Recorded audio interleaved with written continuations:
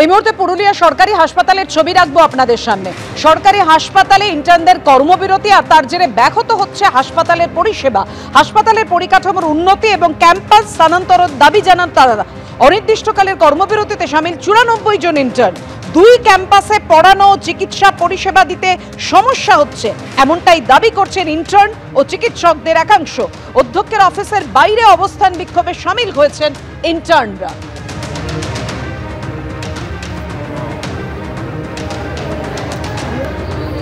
দুর্গাপুরের গণধর্ষণের অভিযোগ ঘিরে যখন তোলপাড় রাজ্য, আজকে পুলিশ ঘটনাস্থলে গিয়ে ঘটনার পুনর্নির্মাণ করলো। একেবারে পুলিশের উত্তরবঙ্গে আপনাদের জানিয়ে রাখি দুর্গাপুরের ঘটনা।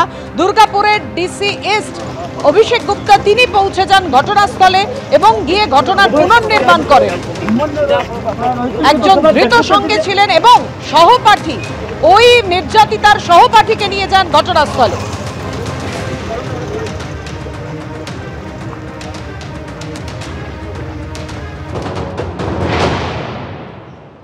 এই মুহূর্তে দেখতে পাচ্ছি যে আরো গোটা ঘটনাটি যেমনটা জানতে পারছি, যে সঙ্গী সেই দিন ছিল সেই সঙ্গীকে নিয়ে এলো পুলিশ।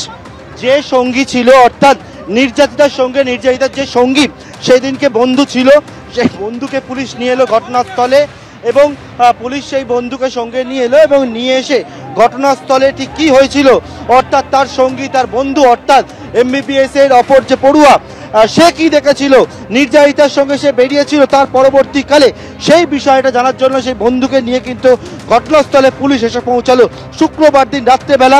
যখন এই যে ঘটনাটি ঘটে সেই ঘটনার সময় একেবারে যে হস্টেল, সেই হস্টেল থেকে বেরিয়ে, যে হসপিটাল থেকে বেরিয়ে তারা যে রাস্তা দিয়ে এসেছিল তার পরবর্তীকালে জঙ্গলের মধ্যে নির্যাতিতাকে টেনে নিয়ে যাওয়া হয়। তারপরে যেটা অভিযোগ ওঠে যে এই জঙ্গলে নির্যাতন করার পর নির্যাতিতার মোবাইল ফোন থেকেই কিন্তু তার এই বন্ধুকে ফোন করে ডাকা হয় এবং একেবারে জখম অবস্থায়, আহত অবস্থায় নির্যাতনের পর বন্ধুকে বলা হয় এখান থেকে নিয়ে যাওয়ার জন্য এবং সেই মতো সেই বন্ধুকে পুলিশ নিয়ে এলো এবং নিয়ে এসে যে কি দেখেছিল, কোন জায়গা থেকে কাকে কী অবস্থায় দেখেছিল সেই বিষয়টা পুনর্নির্মাণ করছেন তদন্তকারী আধিকারিকরা।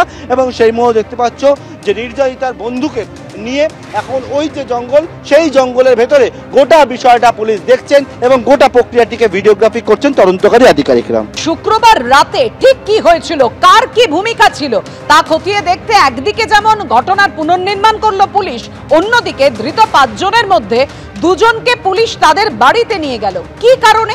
পুলিশ প্রাথমিকভাবে মনে করছে যে সেখানে কোনো সূত্র থাকতে পারে। ধৃত শেখ রেয়াজউদ্দিন ও শেখ নাসির উদ্দিনকে এই কারণেই বেজরা গ্রামে নিয়ে গেল পুলিশ।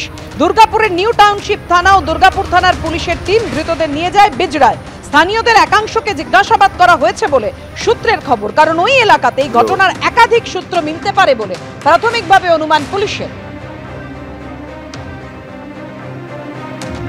এবার আপনাদের সামনে রেখেছি ঘটনাস্থল, যে ঘটনাস্থলে এই ভয়ঙ্কর মারাত্মক হাড়হিম করা ঘটনা ঘটেছে তার দেখুন মাত্র 1.4 কিলোমিটার দূরেই CRPF ক্যাম্প। এমন নয়, জনবিচ্ছিন্ন একটা জায়গায় ঘটনাটা ঘটেছে।